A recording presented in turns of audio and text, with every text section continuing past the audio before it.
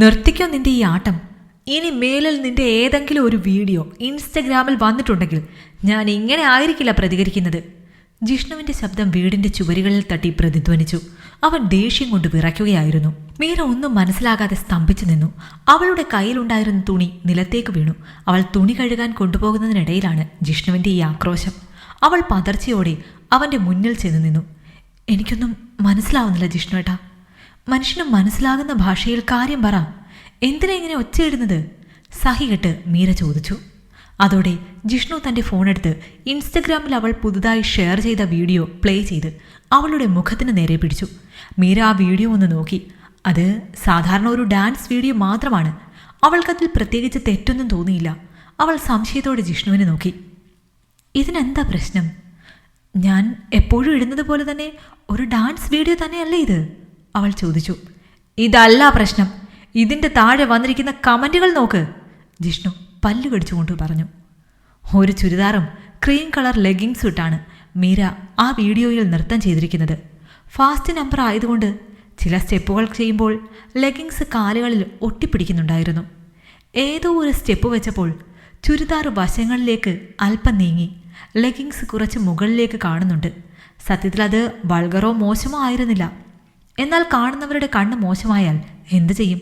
Comment session നിറയെ വിഷം ചീറ്റുന്ന വാക്കുകളായിരുന്നു. നാളെ ഇവള് തുണിയില്ലാതെ കളിക്കും എന്നായിരുന്നു ഒരാളുടെ കമൻറ്റ്. മറ്റൊരാൾ എഴുതിയിരിക്കുന്നത് ഇത് ഡാൻസ് അല്ല കളിക്കുന്നത്, മറ്റ് പലതും ആളുകളെ കാണിക്കുന്നതാണ് എന്നാണ്. ഇവളുടെ വീട്ടിൽ ചോദിക്കാനും പറയാനും ആണുങ്ങളില്ല എന്ന് തോന്നുന്നു എന്ന പരിഹാസവും അവിടെയുണ്ട്.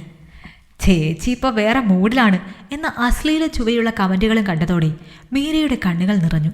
എത്ര നീചമായ മനസ്സുള്ളവരാണ് തനിക്ക് ചുറ്റുമെന്ന് അവൾ ഓർത്തു. ജിഷ്ണു വീണ്ടും പൊട്ടിത്തെറിച്ചു. കണ്ടോ, നാട്ടുകാരെ കൊണ്ട് ഇത്രയും പറയിപ്പിക്കാനാണോടി നീ ഈ ചിലങ്ക കെട്ടുന്നത്?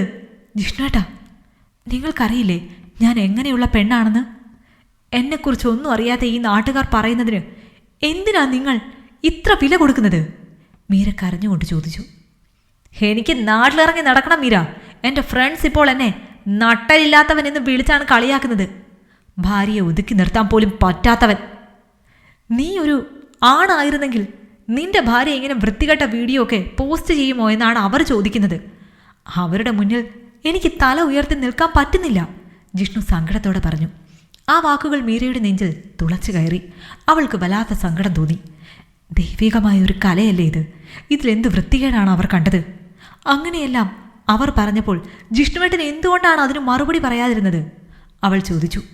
അവർ പറയുന്നതിൽ കാര്യമുണ്ട് എന്ന് എനിക്ക് കൂടി തോന്നിയാൽ പിന്നെ ഞാൻ അതിന് മറുപടി കൊടുക്കണമെന്ന് എനിക്ക് തോന്നിയില്ല, ജിഷ്ണു പറഞ്ഞു നിർത്തി.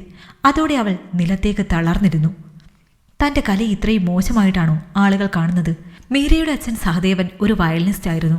മകളെ വലിയൊരു നർത്തകിയാക്കണമെന്നത് അദ്ദേഹത്തിൻ്റെ സ്വപ്നമായിരുന്നു. നൃത്തവേദികളിൽ വയലിൻ വായിക്കുമ്പോൾ തൻ്റെ മകൾ അവിടെ ചുവട് വയ്ക്കുന്നത് അദ്ദേഹം പലപ്പോഴും ഭാവനയിൽ കണ്ടിരുന്നു. മീരയ്ക്ക് നൃത്തം ജീവനായിരുന്നു. എന്നാൽ അവൾക്ക് 6 വയസ്സുള്ളപ്പോൾ ഒരു ഹൃദയാഘാതത്തിൻ്റെ രൂപത്തിൽ വിധി അച്ഛനെ തട്ടിയെടുത്തു. അമ്മ ദീപയാണ് പിന്നീട് അവളെ വളർത്തിയത്. ദാരിദ്ര്യത്തിനിടയിലും മകളുടെ നൃത്തപഠനം മുടങ്ങാതെ അവർ നോക്കി. പക്ഷേ പണവും സ്വാധീനവും ഉള്ളവർ മാത്രം മുൻനിരയിലെത്തുന്ന ഈ ലോകത്ത് മീരയെപ്പോലെയുള്ള സാധാരണക്കാർ പിന്നിലേക്ക് തള്ളപ്പെട്ടു. നൃത്തത്തെ സീരിയസ് ആയി എടുത്ത മീരയ്ക്ക് വേദികൾ ലഭിക്കാതെ വന്നപ്പോൾ അവൾ വല്ലാതെ നിരാശയായി. അങ്ങനെയാണ് അവൾ കുട്ടികളെ നൃത്തം പഠിപ്പിക്കാൻ തുടങ്ങിയത്. ആ സമയത്താണ് ജിഷ്ണുവുമായുള്ള വിവാഹം നടക്കുന്നത്.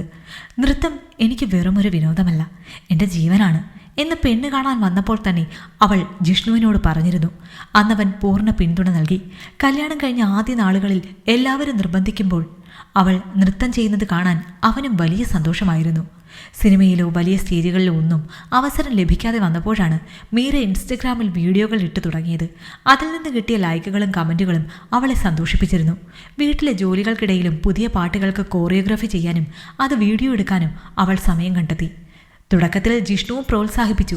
എന്നാൽ ഫോളോവേഴ്സ് കൂടിയതോടെ മോശം കമൻറ്റുകളും വർദ്ധിച്ചു. നാട്ടിലെ ഇടുങ്ങിയ ചിന്താഗതിക്കാരായ ആളുകൾക്ക് ഒരു പെണ്ണ് നൃത്തം ചെയ്യുന്നത് കാണുമ്പോൾ അതിൽ കലയല്ല, അവളുടെ മുഴച്ചു നിൽക്കുന്ന അവയവങ്ങളാണ് കാണാൻ കഴിഞ്ഞത്. ദൈവികമായ ഒരു കല അവതരിപ്പിച്ചപ്പോൾ അതാരും ശ്രദ്ധിച്ചില്ല. പകരം നൃത്തം ചെയ്യുമ്പോൾ ഇളകുന്ന അവളുടെ ശരീരഭാഗങ്ങൾ അവർ കൃത്യമായി കണ്ടെത്തി. അവയെ വർണ്ണിച്ചും കുറ്റപ്പെടുത്തിയുമുള്ള കമൻറ്റുകൾ നിറഞ്ഞു. മീര റീച്ച് മോഹിച്ചും മനഃപൂർവ്വം നൃത്തം എന്ന് പറഞ്ഞ് ഓരോന്ന് കാട്ടിക്കൂട്ടുകയാണ് എന്ന് അവർ മുദ്രകുത്തി.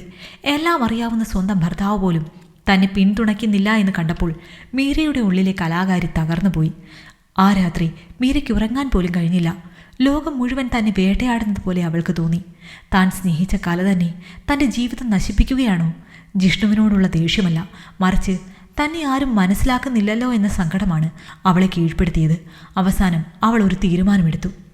ഈ ലോകത്ത് ആർക്കും തന്നെ വേണ്ടെങ്കിൽ, ആരും തന്നെ മനസ്സിലാക്കാൻ ശ്രമിക്കുന്നില്ല എങ്കിൽ പിന്നെ എന്തിനാണ് ഈ ജീവിതം? അവൾ പതുക്കെ എഴുന്നേറ്റു. അലമാരയിൽ നിന്നും തൻ്റെ പഴയ ചിലങ്കയെടുത്തു. ആ ചിലങ്കയിലെ ഓരോ മണിയും അച്ഛൻ്റെ ഓർമ്മകളായിരുന്നു. അച്ഛൻ്റെ ആഗ്രഹമായിരുന്നു തന്നെ ഒരു നർത്തകിയായി കാണണമെന്ന്. ഒന്നും നടന്നില്ല. അച്ഛൻ്റെ ആഗ്രഹത്തിനൊത്ത് വളരാൻ തനിക്ക് ഭാഗ്യമുണ്ടായില്ല. അവളുടെ കണ്ണുകൾ നിറഞ്ഞൊഴുകി. ആ കണ്ണുനീർ തുള്ളികൾ അവളുടെ കയ്യിലെ ചിലങ്കയിൽ വീണുടഞ്ഞു. ഒരു മുഴം കയറിൽ ജീവിതം അവസാനിപ്പിക്കാൻ അവൾ ഒരുങ്ങി. പക്ഷെ അതിനു മുൻപ് അവസാനമായി ഒരു തവണ കൂടി തൻ്റെ പ്രിയപ്പെട്ട ചിലങ്ക അണിയാൻ അവൾ ആഗ്രഹിച്ചു. ആ മണികൾ കിലുങ്ങുമ്പോൾ അവൾക്ക് തോന്നി തൻ്റെ അച്ഛൻ അടുത്തിരുന്ന് വയലിൻ വായിക്കുന്നുണ്ടെന്ന്. അശ്ലീല കമൻറ്റുകൾക്കും പരിഹാസങ്ങൾക്കും അപ്പുറം താൻ പ്രണയിച്ച ആ നൃത്തത്തിൽ അലിഞ്ഞു ചേർന്ന് ഈ ലോകത്തോട് വിട പറയാൻ അവൾ തയ്യാറെടുത്തു.